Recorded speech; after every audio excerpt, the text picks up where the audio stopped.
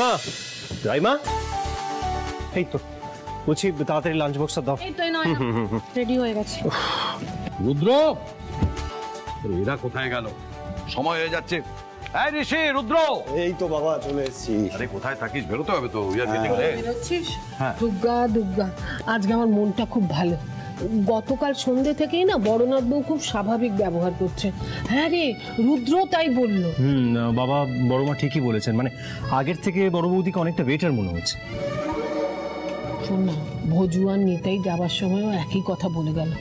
হে ঠাকুর, আমার বড়নাথ বউকে একদম স্বাভাবিক করে দাও তুমি। আমি তোমাকে অনেক বড় করে পুজো দেবো।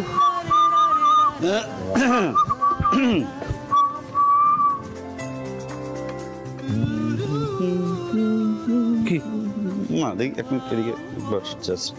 হ্যাঁ ঠিক আছে। কি হয়েছে? কি হয়েছে?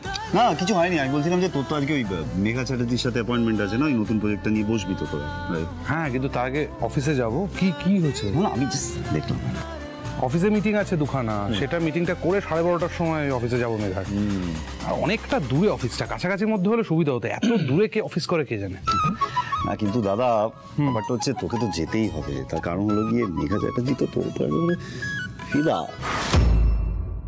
তো না বললাম জাস্ট কাল থেকে আরম্ভ করেছিস। হ্যাঁ, কাল থেকে আরম্ভ করেছিস। আরে সব তোরা দুজনে এসব কি আর কি ফাজলামি শুরু করলি বলতো?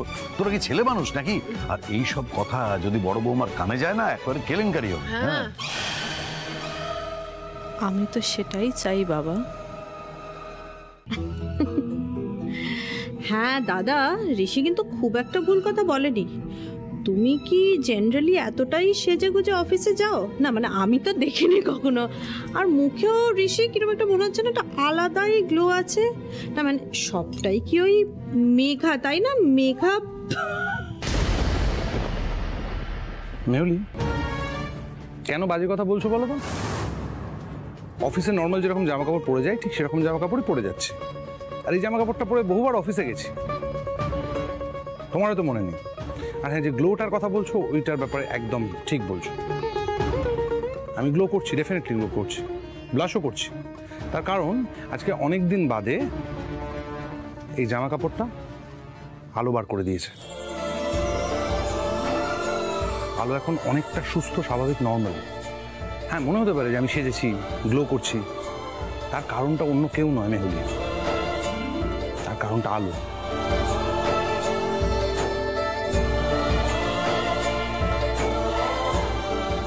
আমি যদি সেজে থাকি সেটা আলোর জন্য সেজেছি। হ্যাঁ, এইটাই হলো আসল কথা।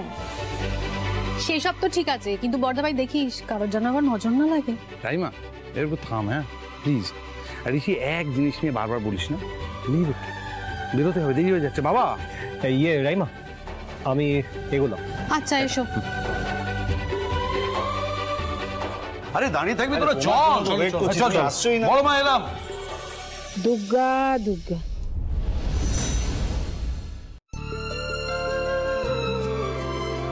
এই বৌদি ভাই, দাঁড়িয়ে আছো কেন এখানে? চলো নিচে, চলো নিচে গিয়ে আমরা সবাই আনন্দ করবো, আড্ডা মারবো। চলো নিচে চলো। Roshni,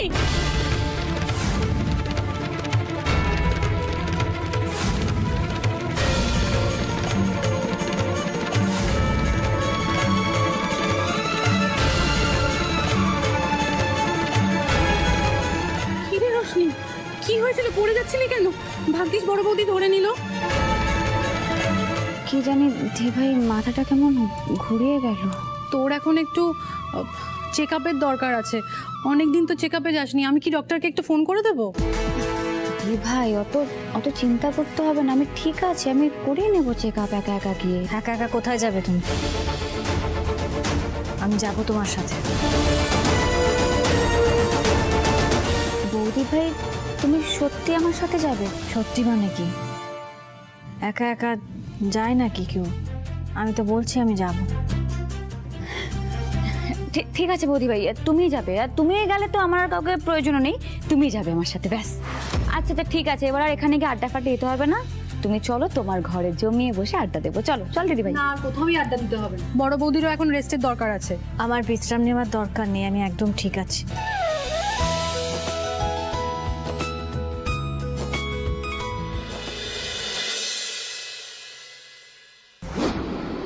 appointment I guess 5 minutes आगे ছিল না? You are late by 5 minutes, Rudra. Sorry.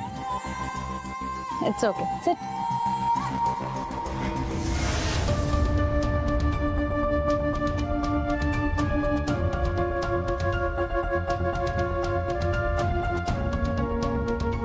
রাস্তায় অনেকটা জ্যাম ছিল, তাই দেরি হয়ে গেল। I am really sorry. আপনি তো আই গেস কলকাতাতেই থাকেন, আর কলকাতার মানুষদের না কোন জায়গায় কোন রাস্তায় কখন ঠিক কোথায় ট্রাফিক হয় না সেটা জেনে রাখাটা খুব দরকার। আমার কি মনে হয় বলুন তো, জীবনে যদি সাকসেসফুল হতে হয় না, তাহলে সঠিক জায়গায় সঠিক সময় পৌঁছানোটা খুব ইম্পর্টেন্ট। সরি, পরের বার থেকে মনে রাখবো। বসুন বসুন। All right, all right. File এনেছেন তো? ফাইল? অফকোর্স।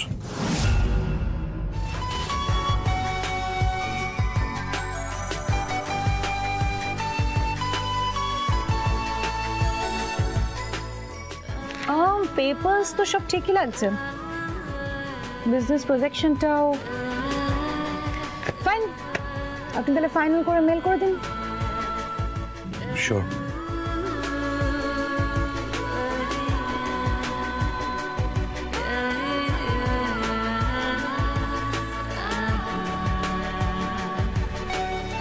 অগ্নিদেব, আমার মেঘা বলে মেয়েটিকে খুব ঠিক মনে হয়নি।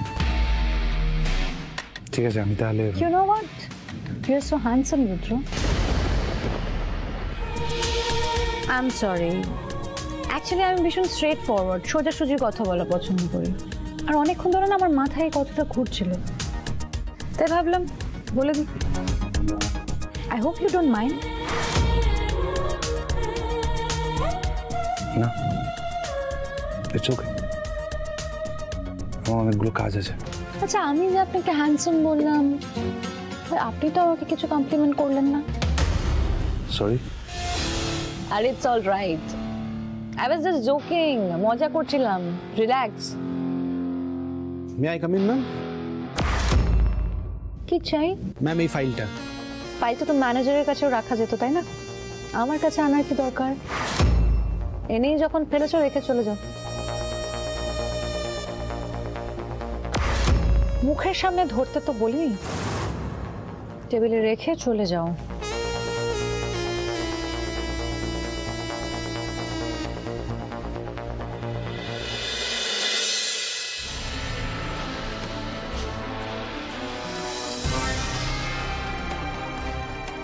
চিন্তার কোনো কারণ নেই মিসেস সিংহ রায়, রশনি একদম ঠিক আছে। আর বেবির গ্রোথও তো দেখলাম ঠিকই রয়েছে। আমি না কয়েকটা ওষুধ আর সাপ্লিমেন্ট লিখে দিচ্ছি, ওগুলো সময় মতো নিয়ে নেবেন। হ্যাঁ,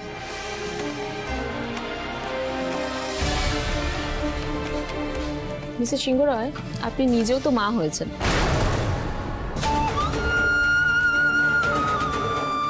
তো আপনি তো কিছু টিপস দিতে পারেন রশনিকে। মানে এই ধরুন, যেমন এই অবস্থাতে চিত হয়ে শোয়া যায় না, বা ধরুন নিচে থেকে কোনো ভারী জিনিস তোলা যায় না।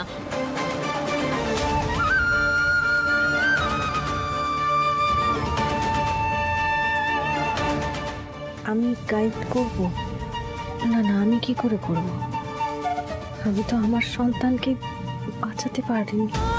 আমি গাইড করতে গেলে যদি হিতে বিপরীত হয়, না না, আমার জন্য রশনির কোনো ক্ষতি হবে, আমি এটা হতে দেবো না, কিছুতেই না। দেখুন, বাচ্চাটার জ্বর কিন্তু বেশ ভালোই আছে। সেটাই তো দেখছি, 7 দিনও হয়নি জ্বর থেকে উঠলো, আবার জ্বর। বলছি, ও এত ঘন ঘন কেন অসুস্থ হয়ে পড়ছে ডক্টর? আচ্ছা, আপনাদের পরিবারে মানে বাপের বাড়ির দিকের বা শ্বশুর বাড়ির দিকে কারো থ্যালাসেমিয়া ছিল জানেন? কি কি বলছেন? আমার বাচ্চার থ্যালাসেমিয়া হয়েছে? আমি এখনই কিছু বলছি না, আমি শুধু জানতে চাইছি ছিল কি কারো এই অসুখটা আপনাদের ফ্যামিলিতে? না না, আমাদের বাড়ির কারোর তো এরকম রোগ নেই। তবে আপনাদের পূর্বপুরুষের কারোর হয়তো এই রোগ ছিল, আপনারা জানতেই পারেননি। আমি বাচ্চাটা একটা ডিএনএ টেস্ট করব। না না, আমার বাচ্চার ডিএনএ টেস্ট কেন হবে? মানে ওই টেস্টটা তো তাদেরই হয় যাদের মানে বাচ্চার বাবা মার পরিচয় জানার জন্য। না না, অনেক কারণেই করা হয়। মানুষের শরীরে জিন ঘটিত কোনো রোগের সন্ধান পাওয়ার জন্য সব থেকে ভালো উপায় হলো ডিএনএ টেস্ট। আমি বলছি না টেস্ট করলেই কিছু পাওয়া যাবে, হয়তো আপনার বাচ্চার এমনি জ্বর আসছে ঠান্ডা লেগে, কিন্তু আমার মনে হয় টেস্টটা করলে আমরা একেবারে নিশ্চিন্ত হয়ে যেতে পারবো। তাহলে কবে করাবেন টেস্টটা? আগে জ্বরটা কমুক, ও একটু সুস্থ হোক, তারপর টেস্টটা করবো। মিসেস চ্যাটার্জি, আমি তাহলে আপনাকে অফিসে গিয়ে মেল করে দিচ্ছি। হ্যাঁ শিওর। শুনুন না, একটা হেল্প করে দেবেন?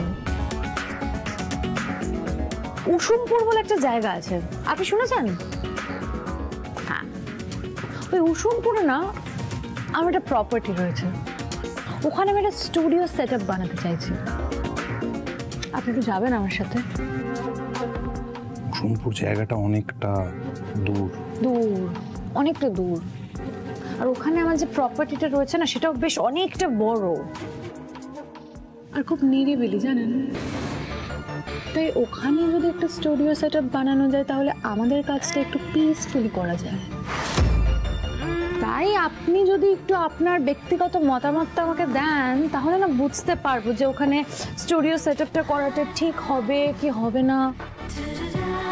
একটু দেখুন না, হেল্প করতে পারেন কিনা। আমি সবটা বুঝতে পারছি মিসেস চ্যাটার্জি, কিন্তু আমার পক্ষে যাওয়াটা একটু মুশকিল। মিস্টার চ্যাটার্জি রয়েছেন তো, উনি দেখে নিলেই তো হতো। না না, সীমন্ত ইজ টু বিজি, ও পারবেই না, সম্ভবই না।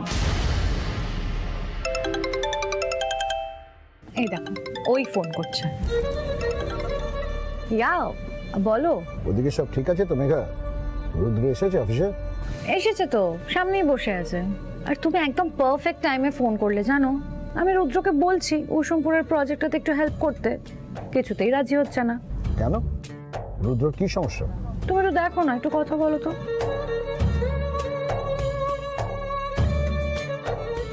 রুদ্র,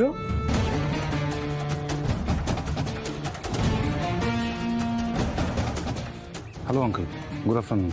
আরে কি হলো, তুমি উষুমপুর যেতে চাইছো না কেন? দেখো রুদ্র, আমি কিন্তু অনেক বছর পর এখানে সেট আপ করছি, আর এখন তোমরা যদি আমার পাশে না থাকো তা আমার পক্ষে খুব ডিফিকাল্ট হবে।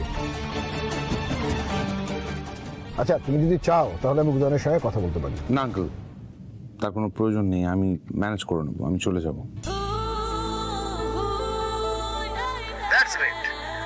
আচ্ছা, মেঘাকে একটু ফোনটা দাও তো। Sure uncle.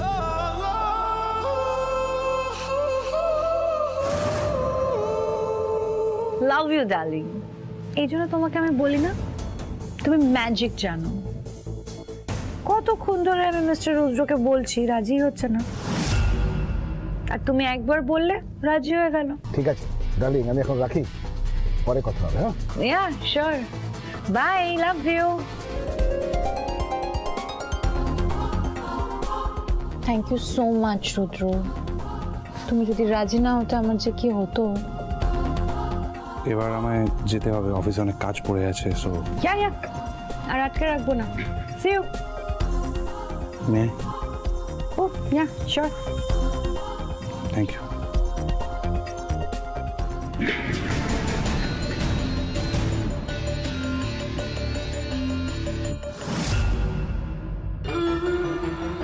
তোমার মধ্যে একটা ব্যাপার আছে রুদ্র, তোমাকে আমি ছাড়ছি না।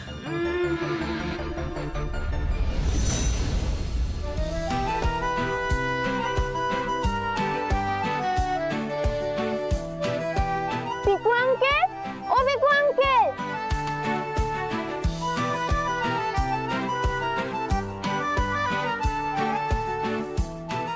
কিরে, কেমন আছিস? পড়াশোনা ঠিকঠাক করছিস? হ্যাঁ, আমি তো ভালো আছি।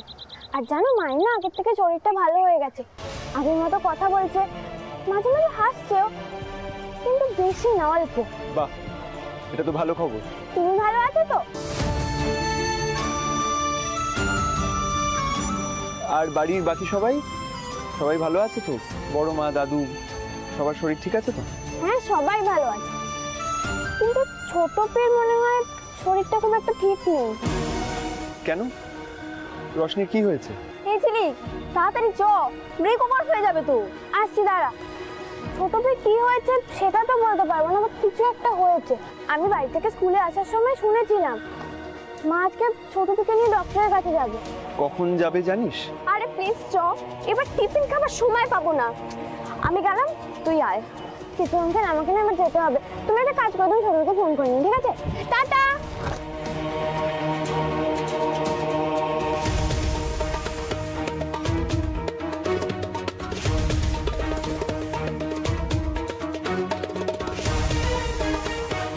পিকু, আমি যেমন তোকে ছাড়া বাঁচতে পারবো না, তেমন আমি আমার সন্তানকে অ্যাভয়েড করতে পারবো না পিকু। আমি ডিভোর্স পেপারস পাঠিয়ে দিলে প্লিজ সাইন করে দিস। ঠিক আছে পিকু, তুই পেপারটা পাঠিয়ে দিস, আমি সাইন করে দেবো। রোশনিকে আমার জীবন থেকে এইভাবে চলে যেতে দেবো? সত্যি কি আমি বাচ্চাটাকে মেনে নিতে পারবো না? রোশনির গর্ভে যে সন্তান আছে সে আমার না। ওই শয়তানটার বাচ্চাকে আমি কিছুতেই মেনে নিতে পারবো না।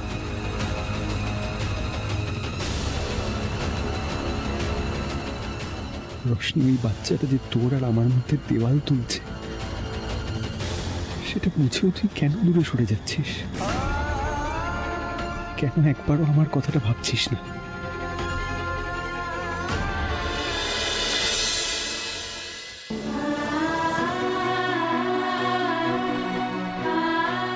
বৌদি ভাই আবার যেন সে আগের মতো ট্রান্সে আছে।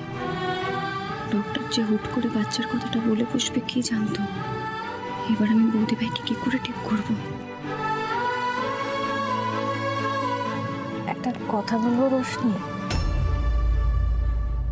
জানিস তো আমার না বারবার মনে হয় আমার জুনিয়র পৃথিবী ছেড়ে যায়নি, এখানেই আছে ও, আমার আশেপাশে কোথাও আছে। আমি বুঝতে পারি ও কোথাও যায়নি, এখানেই আছে, পৃথিবী ছেড়ে যায়নি, আমার জুনিয়র আছে এখানে।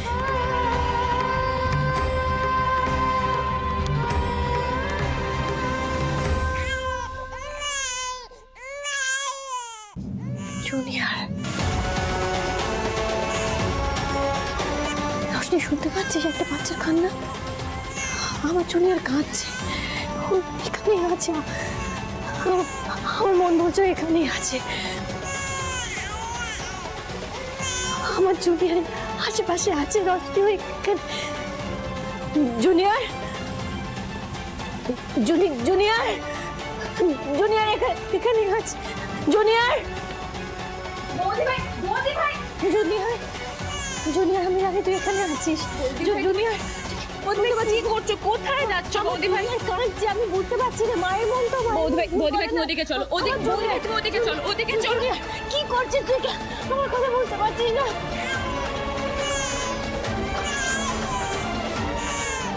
তুই কেন আমাকে আটকাচ্ছিস? আমি তো বলছি আমার জুনিয়র কাঁদছে। বৌদি ভাই একটু চুপ করো।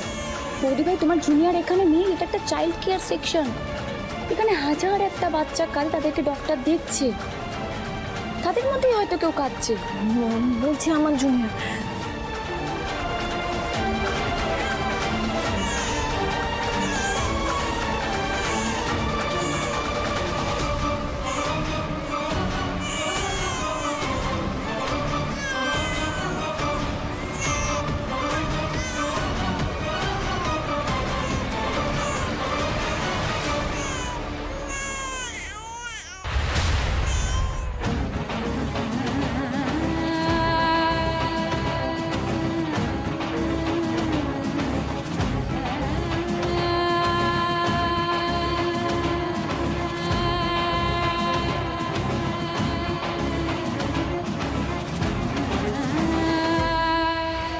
জুনিয়র আছে, আমি বলছি শোন, আমাকে আটকানোর চেষ্টা করিস না।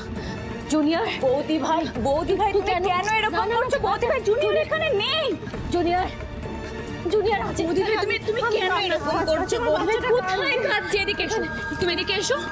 কাঁদছে, ওদিকে কাঁদছে, কোনো বাচ্চার আওয়াজ শুনতে পাচ্ছ? কোনো বাচ্চার আওয়াজ এখানে তুমি? কাঁদছে না বৌদি ভাই,